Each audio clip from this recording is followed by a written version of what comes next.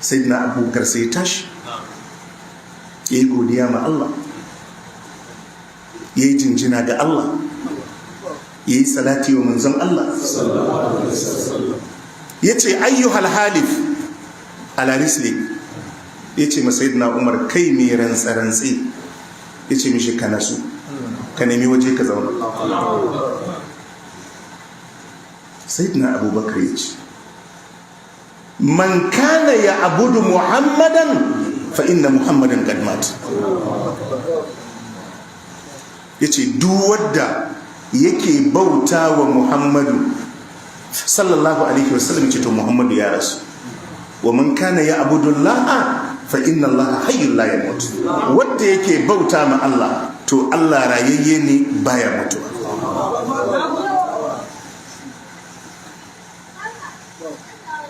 kafin rasuwar annabi sallallahu alaihi wa alihi wasallam an ɗauki dogon lokaci yana ta musu hannunka mai sanda.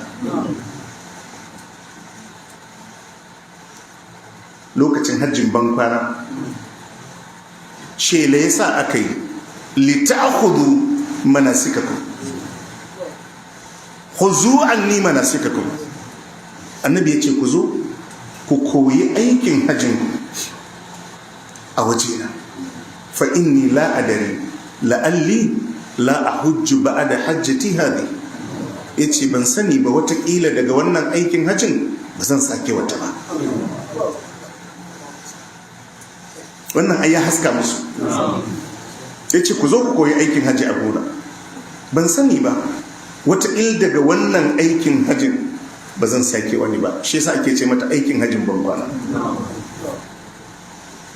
bayan fatu makka annabi sallallahu alaihi wa alihi wa sallam ya nada gwamnoni zuwa wurare daban-daban wadda da su je su kula da waɗannan wurare.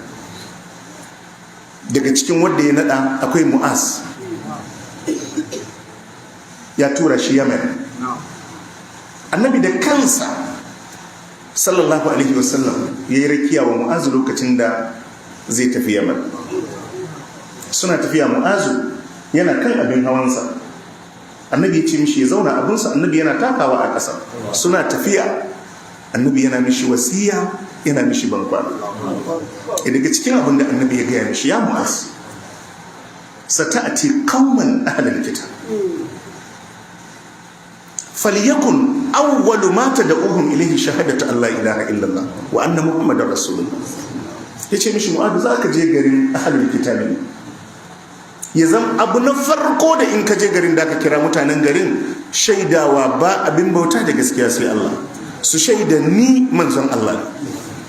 idan sun amsa ka kira Yesu a tsaye da sallah, a ba da zakka. akan zakka ya gargade shi, ka guji dukiyar mutane, ka guji dukiyar mutane. annabi ya ce duk wanda ka cuce shi in ya mai addu'a za ta kama ka. bayan duka annabi sallallahu alaihi wasallam ya gama yi mishi wasiya, sai ce mishi, ya Mu'az, innaka asa Allah talqani ba'da ami hada. yace mishi, ya Mu'az, ta yiwu daga yau ba da ka sake haduwa da ni ba. ya Mu'az, yace innaka asa Allah talqani ba'da ami hada, yace daga wannan shekaran ta yiwu kuma ba za ka sake haduwa da ni. la'allaka an tamurra bi masjidi aw qabr, yace ta yiwu duran da ka shigo Madina sai dai ka ga masallaci na ko kabari, sai dai ka zo ka wuce a jikin masallaci ko ka zo ka wuce jikin kabari na. fa baka Mu'az jasha'an li firaqi rasulillahi sallallahu alaihi wasallam. Mu'az ya fashe da kuka, jimamin rabuwa da annabi sallallahu alaihi wasallam. amma tunda annabi ya ce ya tafi, dole ya tafi. thumma altafata sallallahu alaihi wasallam bi wajhihi nahwa al-madina, annabi sai ya juya ya kalli garin Madina don ya fito da shi bayan gari yana mishi rakiya. fakane ce, inna aulan nasi bi almuttaqun man kanu wa haisu kana. annabi ya ce wadda suka fi cancanta da ni suwaye nawa annabi ya ce masu tsoron Allah a duk inda suke kuma ko suwaye su.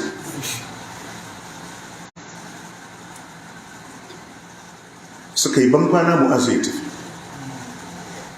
annabi sallallahu alaihi wasallam ya koma. Mu'azu bai shigo Madina ba sai bayar da haihuwar annabi. Ya kwanta jinya, jikin ya yi tsanani tun ran Alhamis.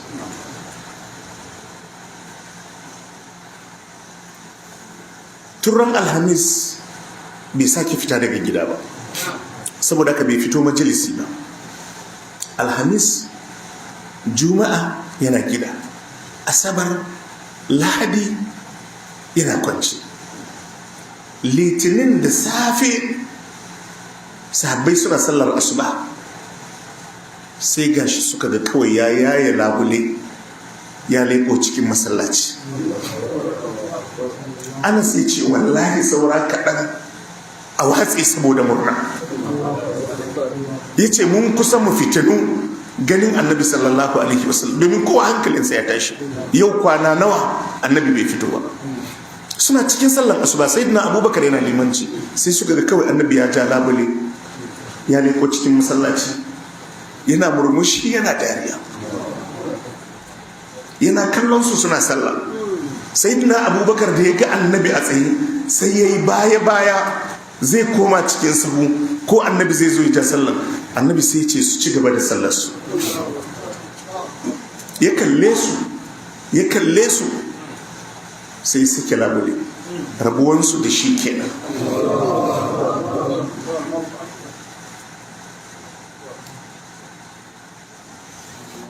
Alaihi salatu wassalam. Allah ya ce innaka mayyitun wa innakum mayyitun. Kai mai mutuwa ne, su ma masu mutuwa. Ai tun da kaga annabi ya tafi, to ka bar wani bata lokacinka, kawai ka yi aiki mai kyau. Shan magani ba zai yi maganin komai ba inda mutuwa ce. Lafiyar jiki za ka samu lafiya insha Allah, amma banda maganar mutuwa. Ai haka Allah ya faɗa lokacin da sayyidina Abubakar ya tsaya a masallaci yake cewa wanda yake bautan annabi Muhammad sallallahu alaihi wasallam ya rasu, wanda yake bauta ma Allah, Allah rayayye ne baya mutuwa, sai da ya karanta wannan aya innaka mayyitun wa innahum mayyitun, da ayar suratu Ali Imran, wa ma Muhammadun illa rasulun qad khalat min qablihi ar-rusul أفإن مات أو قتل انقلبتم على أعقابكم ومن ينقلب على عقبيه فلن يضر الله شيئا وسيجزي الله الشاكرين. الله يقول وما محمد إلا رسول قد خلت من قبله الرسل. النبي محمد باوني بني فاتي منزونين الله. Qad qalat min qablihi ar-rusul, manzanni sun wuce da yawa kafin sa. Afa in mata aw qutila, Allah yace yanzu idan ya rasu ta hanyar jinya ko aka kashe shi yadda aka kashe waɗansu annabawan Allah da manzannin Allah, in qalabtum ala aqabikum, yanzu juyawa za ku yi da baya ku ridda ku bar musulunci.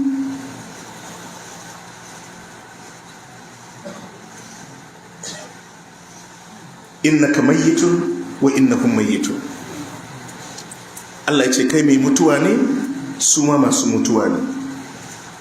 Summa innakum yawmal qiyamati inda rabbikum taktasimun. Sannan ku dinnan a ranar alkiyama a wajen ubangijinku masu kusuma ne. Ma'ana duka rigingimun da aka yi za a dawo da su, Allah ya bi bayan su ya yi hukunci na adalci. Waɗannan sun riƙe waɗansu ababa koma bayan Allah. Waɗannan sun riƙe Allah, suna kaɗaita Allah subhanahu wa ta'ala da bauta. Waɗannan sun riƙe sunna ta annabi sallallahu alaihi wa alihi wa sallam. Waɗannan sun riƙe bidi'o'i da munanan al'adu. Waɗannan sun yi ɗa'a ma Allah, waɗannan sun bauɗe. Allah ce duk za a tara ku a gaban Allah a yi hukunci a ranar alkiyama.